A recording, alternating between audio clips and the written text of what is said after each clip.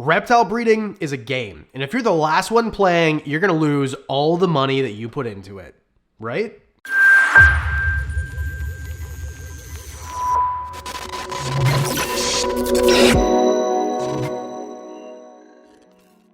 Before we begin, welcome back to the channel, Littlefoot. This is the very first co-host of the channel.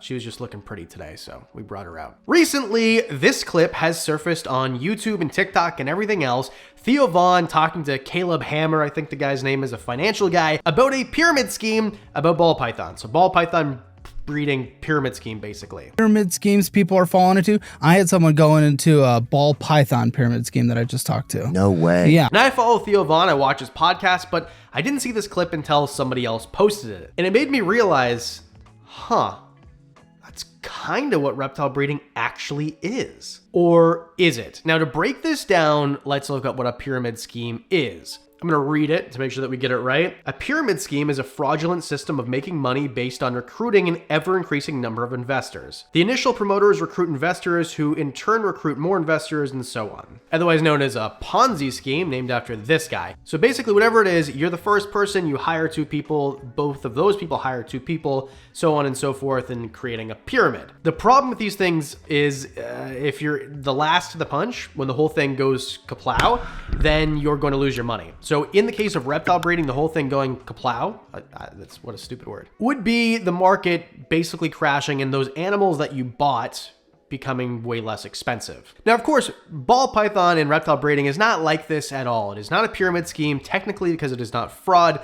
And also, let's just look at it, right? So let's suppose we're talking about leopard geckos, for example, black knight leopard geckos. You're the first person who has it. They're $5,000 or $10,000, whatever they are. You breed them, you sell them for $5,000 a piece, let's say. Then everybody that gets them, breeds them, sells them for $2,000.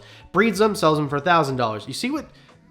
Okay, it's kind of a pyramid. I mean, it's not fraudulent. That's just how the market works, of course, right? Everything can be a pyramid in business if you really want to see it that way. Business is supply and demand. Supply and command. And the more supply there is to fulfill that demand, the less expensive the good is going to get. And eventually, when supply outweighs the demand, I mean, then it's just going to be really, really cheap to buy that thing. I just don't understand investment. I told you that. Lobster is a great example. My dad grew up in Nova Scotia, the eastern seaboard, and when he was a kid in the 1930s, I'm just kidding, 1960s, his mom and dad would send him to school with lobster sandwiches. Everything was, they fed lobster to prisoners in prisons because there were so many of them. Now, lobster is a much scarcer commodity, and that is why it is more expensive. If you go to a restaurant and look for the lobster, it doesn't even tell you a price. It says market price because it changes all the time. And the same thing is true with ball pythons, leopard geckos, and everything else. There is a market and the price fluctuates. So is it a pyramid scheme? No, it looks like a pyramid. I see why you'd think that, but this isn't like a Bernie Madoff type thing, okay? No one's trying to screw anybody else. That's just how it works. Ball pythons, the scaleless head ball pythons, right? The scaleless one that Brian Barchuk produced, I think in 2016 or 2017, that animal sold for over $100,000.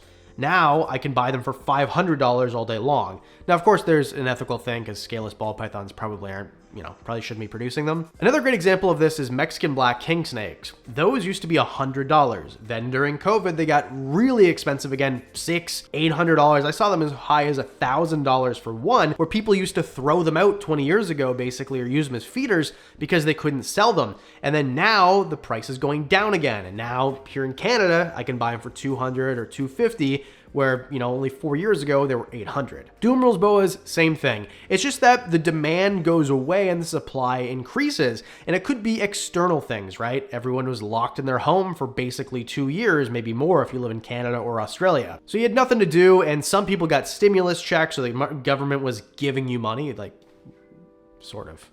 How's inflation treating you now? Either way, you were getting free money, or that's the way it seemed. You were spending it on luxuries or your hobbies like reptiles, and then now we don't have that. Now, you're back to work, you have a social life again, you can leave your house again, so that demand goes away, and that supply, because it takes 3 years to make a baby into a breeding adult for a lot of these species, is just now going up. So these people kind of missed the boat. Black knight leopard geckos used to be $2,000. We're talking 4 or 5 years ago. They were $2,000 a piece, and now I've seen them as low as $100 or $200. Obviously not like the super black ones, but it's just gonna go that way. The super black knight leopard geckos are going to be $100 in 4 or 5 years, maybe even less time than that. I guess the biggest difference is reptile breeding is still clean money. And you know what else is clean? My face. Thanks to today's sponsor, Geology. And regardless of what your goals are for your skin, Geology has a product for you. If you have acne, if you have lines on your face, if you have dark circles under your eyes, they have a product for you. If you click the link below, you take a quiz. It says 60 seconds. It took me about 30 seconds to do. You tell them about your skin, and then they create a bundle that works for you. There's a routine for the morning, and there's a routine for at night. And all the bottles have the steps written on them, so it is completely the easiest thing I've ever done. The reason that skincare never really worked for me before is because it was complicated. I didn't know what to do and where to go. Geology kind of solves that for you. Plus, I love their body washes and their deodorants. They smell great, and there's none of that nasty stuff in them that you're used to from other places. Dermatologist tested, and it's aluminum free. Plus, it's not a nuisance. I like the way the product feels on my face. It feels lathery and clean. It doesn't feel oily and gross. And I don't feel scummy after. Some products make your face feel like there's scum on it. When I'm done my face routine in the morning and at night, I feel actually clean. I started working with Geology about 2 years ago, and I haven't stopped. And I've noticed a huge difference in the way that I look and also the way that I feel. So hit the link below, geolog.ie/WWR70, or scan the QR code at the top of the screen. And if you use code WWR70, you're gonna get 70% off Geology's award-winning skincare trial set. Hit the link below, scan the QR code, use WWR70, and get 70% off today. So reptile breeding, although not a pyramid scheme, you do have to be strategic as if it is one. You don't want to be the last one to the punch. And that's why I recommend, if you're getting into ball python breeding, really consider what you're doing. You can't buy single gene animals and expect to make any money. You know, it's just not going to work that way. Even if you buy a $5,000 baby, when that animal turns 3 and produces eggs for you, it's going to be about 4 years probably, because, you know, incubation and getting them to eat and selling them. 4 years later, how much is that animal going to be worth? I guarantee you it's not going to be worth what you paid for it, because ball python breeding is so saturated, and there are so many people who already have that morph. People who have bred it, people who have produced it, people who have more money than you who got in earlier have something more expensive that has an extra gene in it. So your $5,000 animal in 4 years might be $1,000. So now you have to sell 5 of those animals to make up what you paid for 1. Never mind the fact that you paid to heat that thing, paid to house that thing, paid to feed that thing. So your $5,000 animal is really a $6,000 animal now at this point. So you have to basically sell 6 at $1,000 to even recoup your money in the first place. Never mind Uncle Sam getting involved and taking a lot of tax if you're selling above board and, you know, paying your taxes. But with all this negativity, you still need reptile breeders. I mean, this is the same with everything. Big screen televisions used to be really expensive, and now they're really affordable in comparison, right? There's a lot of commodities you could see this way. So with reptiles, it's kind of good in a lot of ways that they become less expensive, because what's different about the reptile market and animals in general is if you don't have captives to buy, someone, you know, like me produce them in their basement, or someone produce them in a facility, how are you going to get them in captivity? You have to go to the wild and put stress on wild populations. Of course, there's going to be some people in the comments section, we'll just leave them in the wild where they belong. Okay, I know that's hippity-dippity, but it's just one of the, even if it is the best thing to do, it's not going to happen. We have to live in realistic land, not fantasy land, where we just say, oh, just ban the thing and it'll all go away. That's silly goose stuff. You're gonna have captive reptiles. People are gonna keep reptiles as pets. So we need people to breed them in order to have availability for people who want to buy them. And it needs to be at a reasonable price so that somebody doesn't just go buy a poached one that comes in for way, way cheaper. Even if it's not poached, it's actually legal in that country, and it's not always sustainable. It's almost always better to buy captive bred.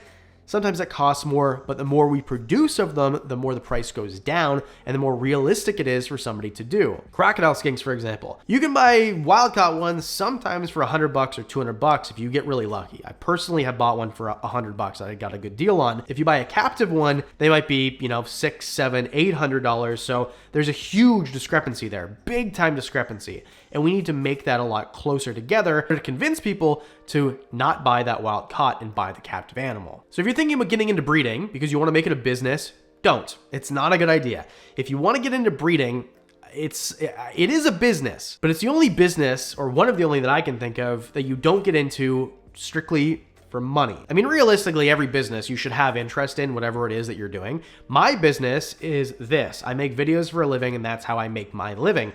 I breed things on the side. I don't make enough money to support my family or anything else. My motivation for breeding is I want to create really cool animals for people to enjoy in their homes. I don't do this, whole chasing the dragon thing where I buy something crazy expensive and then I produce it and I try to sell it to somebody else who's gonna try to make more of them. Like, that's kind of what the pyramid is, right? You're buying the animal, you're trying to make more of them, and you're gonna sell them to other people who want to make more of them. When I sell things, I have in mind, although I'm sure breeders buy them, my thought is people are gonna buy these to enjoy them. Most of my leopard geckos I sell to, like a family. Any of the frogs that I sold, almost all of them went to families. Now, of course, I'm not a big scale breeder, so this is different. But I promise you, if you get into reptile breeding and you invest money like any other business, say a window washing business, for example, lawn cutting, whatever, I promise you, you are going to lose way more money. The margins are going to be way, way thinner with a reptile business, and you're going to have animals die, and it's going to, hurt your business because your investment just died for no reason. And unlike your lawnmower dying, if you have a landscaping business, you can't just fix it. And most of the time, there's no insurance for, you buy a Boelen's python and $10,000 and it just croaks. So in short, reptile breeding is not a pyramid scheme technically, but it sure does look like one. And I understand this whole clip and why people think this way. If you're going to get into reptile breeding, make sure you're not the guy at the bottom because you're gonna get screwed.